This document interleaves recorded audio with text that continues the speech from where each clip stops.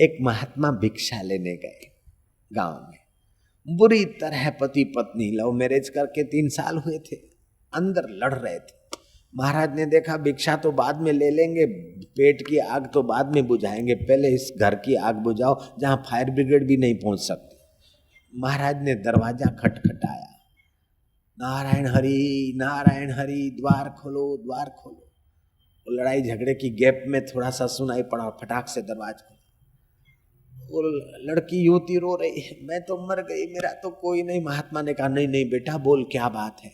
जब दुख के समय कोई बुजुर्ग आदमी बेटा करता है या दो प्यार के शब्द कहता है तो दबा हुआ जो दुख है, रुदन है और प्रकट होता है। वो बोलती महाराज मैं तो मर गई, महाराज दुनिया में मेरा कोई नहीं है, महाराज मैं क्या कहूँ आपको, महाराज मेरी तो हालत बुरी हो गई। बोले क्या है बेटा।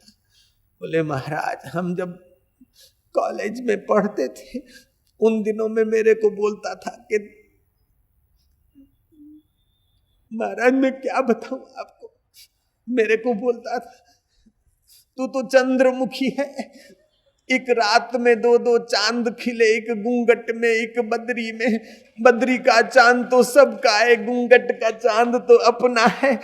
महाराज मुझे चांद बोलता था, महाराज मुझे चंद्रमुखी बोलता था। लव मैरिज हुआ, 1-2 साल बीते न बीते मेरे को बोलता है रान तू तो सूर्यमुखी है, तू तो सूर्यमुखी है। और महाराज अब मैं क्या बताऊं, मेरा तो दुर्भाग्य, अब मेरे को बोलता है रान तू तो ज्वालामुखी है, ज्वालामुखी है। मैं सुन सुन के मेरे कान फट गए, मेरा जिगर फट गया। महाराज अब मर भी नहीं सकती, जी भी नहीं सकती। महाराज बोले ठहरो ठहरो। तब वो लवर बोलता है महाराज इसके चक्कर में मत आना, मैं अपनी जिंदगी बर्बाद कर चुका हूं, मेरे को भी सुनिए महाराज। महाराज कभी कभार मैं कॉलेज में नहीं जाता तो दूसरे दिन बोलती थी प्राणनाथ। रिसेस में एक घूंट भी पानी नहीं उतरता था, तेरे बिना भी क्या जीना प्राणनाथ, तुम नहीं आते हो तो प्लीज।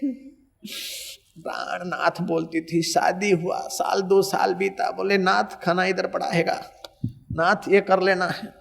महाराज मैं नाथ हो गया, प्राणनाथ में से खाली नाथ। लेकिन अभी तो महाराज मैं अनाथ बन गया हूं। महाराज मैं जानता, मेरे भाइयों से मैंने तोड़ा, मेरी माँ का दिल तोड़ा, बाप का दिल तोड़ा, कुटुंब परिवार का दिल तोड़ा, अपने जाति वालों का दिल तोड़ा। महाराज वो बोलती है महाराज मैंने भी तोड़ा, लेकिन तोड़ा तो आवेश में आकर तोड़ा, धर्म के अनुकूल एक दूसरे के माँ बाप को बोलते और अपने रीत रिवाज और धर्म कर्म होम हवन के हिसाब से शादी करते तो ये बुरे दिन नहीं आते।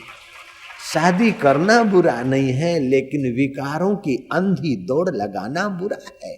जयराम जी की बच्चे को जन्म देना बुरा नहीं है। मेरे को 2 बच्चे हैं जयराम जी की, एक लड़का एक लड़की है। वशिष्ठ जी को भी बच्चे थे, लेकिन बच्चों के पीछे, अथवा कई लोग तो बोलते बच्चे तो 2-3 है, ऑपरेशन करा दे। फिर पत्नी का शरीर एक भोग की पुतली बन गई, पति का शरीर भोग का पुतला बन गया। बाहर से तो लगते एक दूसरे के हितैषी, लेकिन एक दूसरे की सत्यानाश करने वाले हो जाते। नहीं नहीं, यौवन सुरक्षा पुस्तक पढ़े, संयम से तेजस्वी बच्चे को जन्म दे। और राम सुखदास जी तो ये कहते हैं कि जो कीर्तन करते, भजन करते, भगवान का नाम जपते हैं, ऐसे लोग ऑपरेशन न कराएं, ऐसे लोग संयम से 2-3 बच्चों को जन्म दें। कोई धंधा व्यापार करे तो कोई एक आध बेटा बॉर्डर पे भी जाए और एक आध बेटा साधु संत बन के समाज के हृदय का फूल खिला दे। ऐसे 2-3 बच्चों को जन्म देना चाहिए।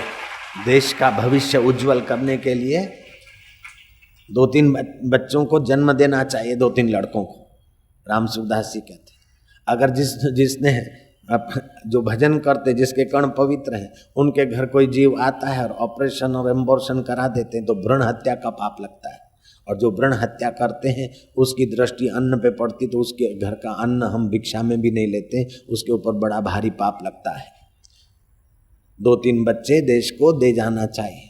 और जो लोग शराब कबाब ये हो ऐसा वैसा और हरिनाम कीर्तन भजन ध्यान नहीं करते, वो भले शादी के पहले ही ऑपरेशन करा ले तो हम उनको मना नहीं करेंगे, जयराम जी की। लेकिन जो कीर्तन भजन ध्यान करते हैं, और जिसको मैंने वर्ल्ड रिलीजियस पार्लियामेंट में इस बात पर ध्यान खिंचवाया था लोगों का कि जो गीता को, रामायण को, भागवत को, उपनिषद को मानता है, ऐसा भारतवासी। दुनिया के कई देशों में भारतवासी फैले हैं और आज तक ऐसा कोई भारतवासी तुमको नहीं मिलेगा कि जिस देश का उसने अन्न खाया उस देश में बम्बे की नहीं बम ब्लास्टिंग कराया। ऐसा कोई भारतवासी आप बताओ तो हम आपके गुलाम हो जाएंगे। जय राम जी की। जो गीता को, उपनिषद को, रामायण को मानता है, ऐसे भारतवासी ने जिस देश का अन्न खाया उस देश में बम ब्लास्टिंग कभी नहीं की है। जय राम जी की। गद्दारी नहीं की।